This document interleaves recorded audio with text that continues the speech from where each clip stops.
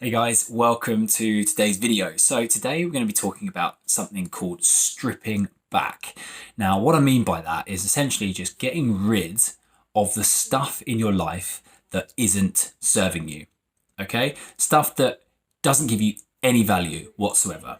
Okay? And that could be anything from people you follow on Instagram, Facebook, any social media, to websites, emails, subscriptions, anything that you are receiving on a day-to-day or even hour-by-hour basis that isn't giving you anything back, get rid of it.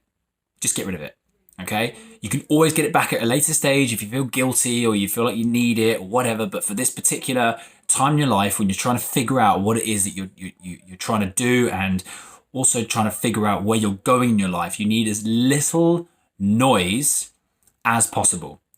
And in order to do that, you need to strip back everything but the bare essentials. Now, I've been reading a book at the moment by Greg McKeown, Essentialism. And he talks about, in one of the very first chapters, something about energy. Okay, now energy is what we give to the things that we enjoy, or what the things that we want to give the energy to.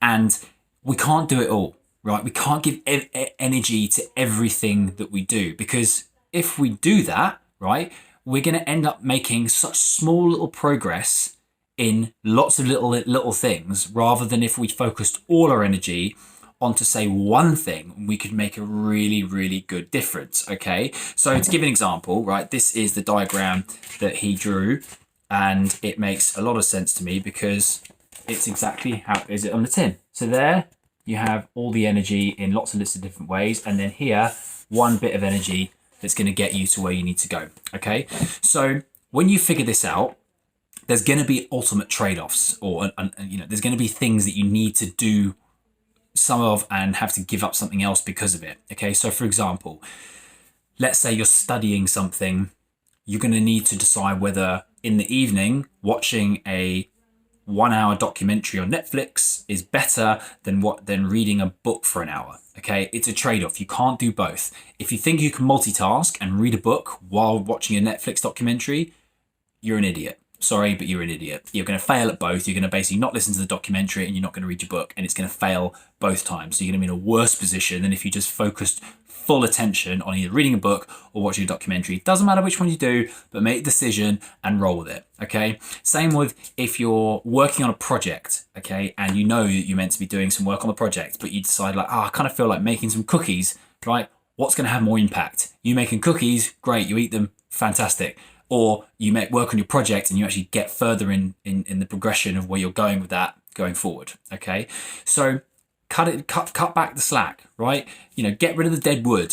Strip away what you don't need and reduce the noise.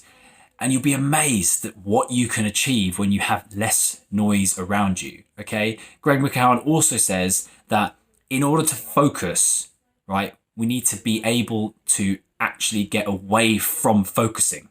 So if you think about it, if you've got 10 things going on in your head at a time, you're not going to focus on anything because you're focusing on those 10 things.